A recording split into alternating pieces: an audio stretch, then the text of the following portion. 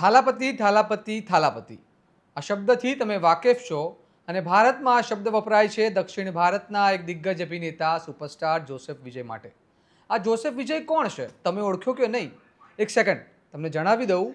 આ અભિનેતા છે સુપરસ્ટાર વિજય. ફિલ્મી કરિયરમાં અપાર સિદ્ધિ મેળવ્યા બાદ હવે આજે જ્યારે તમિલનાડુ વિધાનસભાના પરિણામોના આંકડાઓ જોઈએ છીએ તો લાગે છે કે તમિલનાડુને ફરીવાર એક સુપરસ્ટાર મુખ્યમંત્રી મળવા જઈ રહ્યો છે. પરંતુ શું તમે આ થાલાપતિ વિજય વિશે આ વાતો જાણો છો?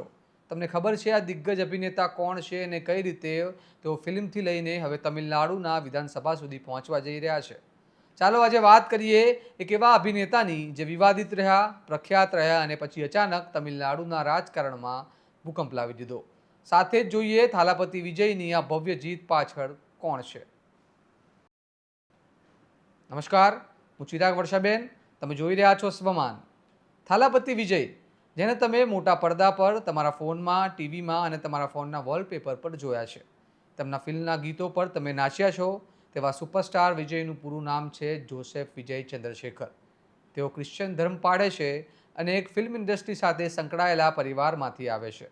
તેમના પિતા S.A. ચંદ્રશેખર એક જાણીતા ફિલ્મ ડાયરેક્ટર હતા અને તેના કારણે નાની ઉંમરમાં જ વિજયને ફિલ્મોમાં બાળ કલાકારનો રોલ મળવા લાગ્યો અને શરૂ થઈ ગઈ વિજયની થાલાપતિ વિજય બનવાની શરૂઆત. પરંતુ આ સફર લાગે છે તેટલી સરળ નથી. વિજયે જ્યારે મોટા પડદા પર મુખ્ય અભિનેતા તરીકે હાથ અજમાવ્યો ત્યારે શરૂઆતની ફિલ્મો નિષ્ફળ રહી. પરંતુ તેમણે હાર ન માની અને પછી તેમના જીવનમાં એક વળાંક આવ્યો. વર્ષ 2004 તેમના ફિલ્મી કરિયરનું સૌથી મહત્વપૂર્ણ વર્ષ સાબિત થયું. કારણ કે 2004માં આવેલી તેમની ફિલ્મ ગિલીએ વિજયને એક મોટા નામ તરીકે ઉભરી આવવામાં મદદ કરી અને તેમને માસ હીરો બનાવ્યા. હવે ધીમે ધીમે વિજય તમિલનાડુના લોકોના મનમાં ઘર કરી રહ્યા હતા. માસ હીરોથી આગળ વધીને સુપરસ્ટાર વિજય એક સામાજિક સંદેશ આપતા અભિનેતા બનવા જઈ રહ્યા હતા. વર્ષ 2012માં આવેલી તેમની ફિલ્મ થુપક્કી, જેમાં તેઓ આર્મી ઓફિસરના પાત્રમાં હતા, તે ટર્નિંગ પોઈન્ટ બની. ત્યારબાદ એક પછી એક સુપરહિટ ફિલ્મોએ વિજયને સફળતાના શિખરને પહોંચાડ્યા. 2017માં આવેલી ફિલ્મ માર્શલમાં વિજય ટ્રિપલ રોલમાં જોવા મળ્યા અને દર્શકોનું મન તેમને મોહી લીધું. અને આ ફિલ્મ બાદ તેમના નામની સાથે થાલાપતિ, જેનો અર્થ થાય છે કમાન્ડર, કેપ્ટન, આ શબ્દ જોડાવા લાગ્યો. વિજયે સામાજિક સંદેશ આપતી ફિલ્મોમાં હિટ આપ્યા થયા બાદ આ નામ વધુ પ્રચલિત બન્યું. લિયો, માસ્ટર, ગોટ, વિજયે સરકાર, બિગિલ જેવી તેમની ફિલ્મો ખૂબ ચર્ચામાં રહી. તેમની ફિલ્મ જનનાયગન એટલે કે જનનાયક તેમની કારકિર્દીની અંતિમ ફિલ્મ માનવામાં આવી રહી છે. ફિલ્મી કારકિર્દીથી ઘણા એવા ચહેરાઓ છે જે રાજકારણમાં આવીને અપાર સિદ્ધિ મેળવી શક્યા છે અને તેમાં પણ તમિલનાડુની વાત કરીએ તો જયલલિતા, રજનીકાંત, કમલા હાસન અને હવે થાલાપતિ વિજય.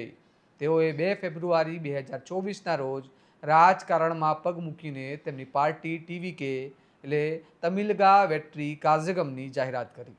તેની સાથે જ રાજકારણમાં ભૂકંપ આવી ગયો. અચાનક તેમના ચાહકો ફિલ્મોને છોડીને તેમને રાજકારણમાં સમર્થન આપવા પહોંચ્યા. પરંતુ એક એવી ઘટના બનવાની બાકી હતી જેણે વિજયની લોકપ્રિયતા પર સવાલ ઊભા કર્યા. કરૂર નગરમાં થયેલી એક રેલીમાં થાલાપતિ વિજયને નજીકથી જોવા માટે લોકો ધક્કામુક્કી કરવા લાગ્યા. ભીડ બેકાબૂ થઈ ગઈ અને આશરે 40થી 41 લોકોના મોત થયા, જ્યારે 50થી વધુ લોકો ઈજાગ્રસ્ત થયા. આ ઘટનાએ દેશ દુનિયામાં હલચલ મચાવી દીધી. વિજય પર સવાલો ઉઠ્યા. લોકોએ તેમણે બેજવાબદાર રાજકારણી પણ કહ્યા. CBI દ્વારા ચલાવેલી તપાસમાં વિજયને કરૂર ભગદડ કેસમાં હાજર રહેવાની નોટિસ મળ્યા. એવું માનવામાં આવી રહ્યું હતું કે વિજયના મોડા આવવાના કારણે ભીડ બેકાબૂ થઈ ગઈ હતી અને તપાસ દરમિયાન CBIએ વિજયને 3 વખત પૂછપરછ માટે બોલાવ્યા અને કેસ હજુ ચાલુ છે. આવા વિવાદો અને મુશ્કેલીઓનો સામનો કરીને વિજયે 2026ની તમિલનાડુ વિધાનસભામાં ચૂંટણી માટે તૈયારી કરી. તેમણે તમામ 234 બેઠકો પર પોતાના ઉમેદવારો ઉતાર્યા. પોતે પેરમ્બૂર અને તિરુચિરાપલ્લી પૂર્વ બે બેઠકો પરથી ચૂંટણી તેઓ લડ્યા. આ સમગ્ર પ્રચાર દરમિયાન તેમને સૌથી મોટી મદદ મળી બિહારના પ્રશાંત કિશોરની. પ્રશાંત કિશોર, જેઓ ભારતના એક પ્રખ્યાત રાજકીય રણનીતિકાર છે અને જેમણે ભાજપને મોટી સિદ્ધિઓ અપાવવામાં મહત્વનો ભાગ ભજવ્યો છે. તેમણે વિજયની પાર્ટી માટે રણનીતિ બનાવી અને તેમણે જાહેરમાં એક નિવેદન આપ્યું હતું કે હવે તમિલનાડુમાં મહેન્દ્રસિંહ ધોની બાદ વધુ એક બિહારી પ્રખ્યાત થવાનો છે અને તે હું છું, એટલે કે પ્રશાંત કિશોર. તેમણે આત્મવિશ્વાસ સાથે કહ્યું હતું કે વિજયની ટીવી કે સરકાર બનાવશે. અને આજે ચૂંટણીના પરિણામો પર નજર કરીએ તો પ્રશાંત કિશોરની આ વાત 100% સાચી પડતી જોવા મળી રહી છે.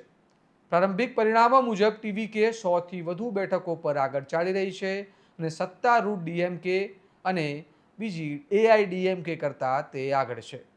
ખુદ વિજય પોતે પેરમ્બૂર અને તિરુચિરાપલ્લી પૂર્વ અને બંને બેઠકો પરથી આગળ ચાલી રહ્યા છે. જોકે તમિલનાડુમાં બીજેપીનું અસ્તિત્વ નહીવત છે. માસ્ટર અભિનેતા વિજયથી માસ અભિનેતા, પછી સુપરસ્ટાર વિજય, થાલાપતિ વિજય અને હવે વિજય તમિલનાડુના આવનારા મુખ્યમંત્રી બનવા જઈ રહ્યા છે. આ વાત અચરજ થાય તેવી છે કે અચાનક એક અભિનેતાએ સંન્યાસ લઈને રાજકારણમાં ઝંપલાવ્યું અને પ્રથમ જ પરીક્ષામાં પહેલો નંબર મેળવી ઇતિહાસ રચી દીધો. આ હતા દક્ષિણ ભારતના એક એવા અભિનેતા જેમણે સોનેરી પડદા પર લોકોના મન મોહ્યા અને હવે રાજકારણમાં પણ લોકોના મન મોહીને તેમને ઇતિહાસ રચી દીધો. તમને સ્વમાનનો આ ખાસ અહેવાલ કેવો લાગ્યો અમને જણાવો અને શું તમે આ વિશે જાણતા હતા તે પણ અમને કમેન્ટ બોક્સમાં જરૂર જણાવો. અને આવા વધુ અહેવાલો માટે સ્વમાનને તમે સબસ્ક્રાઇબ ન કર્યું હોય તો જલ્દીથી સબસ્ક્રાઇબ કરી દો અને ફોલો ના કર્યું હોય તો ફોલો કરી દો. ફરું મળીશું આવા અહેવાલો સાથે. નમસ્કાર.